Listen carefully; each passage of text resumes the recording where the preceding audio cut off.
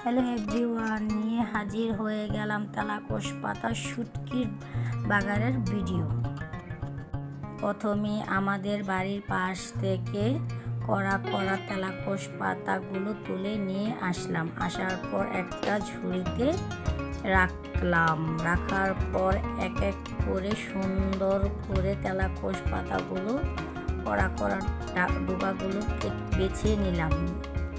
পানি দিয়ে ভালোভাবে ধুয়ে নিয়ে কুচি কুচি করে কলে নিলাম। পাতাগুলো কুচি করা হয়ে গেলে পেঁয়াজ কুচি, রসুন কুচি আর চাপা শুটকি নিয়ে নিলাম।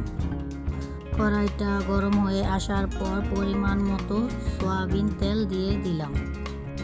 তেলটা গরম হয়ে আসার পর রসুন কুচিগুলো দিয়ে দিলাম। দিয়ে ভালো করে নেড়ে চেড়ে বাদামি কালার করে ভেজে নিলাম। রসুনটা কিছুক্ষণ ভেজে নিয়ে পরিমাণ মতো পেঁয়াজ কুচি দিয়ে দিলাম। পেঁয়াজগুলো দেওয়া হয়ে গেলে পরিমাণ মতো লবণ দিয়ে ভালোভাবে নেড়ে চেড়ে দিলাম। পেঁয়াজ রসুনটা ভালোভাবে ভেজে নিয়ে ধুয়ে রাখা চাপা শুটকিগুলো তেলে দিয়ে দিলাম। দিয়ে কিছুক্ষণ ভেজে নিয়ে পরিমাণ মতো পানি দিয়ে দিলাম। পেঁয়াজগুলো কষানোর পর পরিমাণ মতো হলুদের ফাঁকি দিয়ে দিলাম। পরিমাণ মতো মরিচের ফাঁকি দিলাম। দেওয়ার পর পরিমাণ মতো পানি দিয়ে ভালো করে নেড়ে চেড়ে দিলাম। পেঁয়াজ রসুনগুলো ভালোভাবে কষিয়ে নিয়ে কেটে রাখা তেলাকুশ পাতাগুলো দিয়ে দিলাম। দিয়ে ভালো করে নেড়ে চেড়ে দিলাম।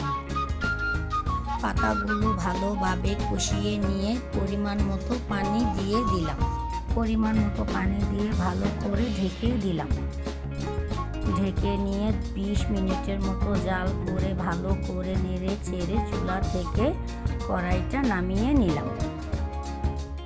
তারপর একটা বাটিতে রেখে দিলাম। আমাদের ভিডিওটা যদি আপনাদের ভালো লাগে আমাদের চ্যানেলটাকে সাবস্ক্রাইব করে পাশে থাকা বেল বাটনটি বাজিয়ে দিবেন। নতুন নতুন ভিডিও পেতে আমাদের পাশেই থাকবেন।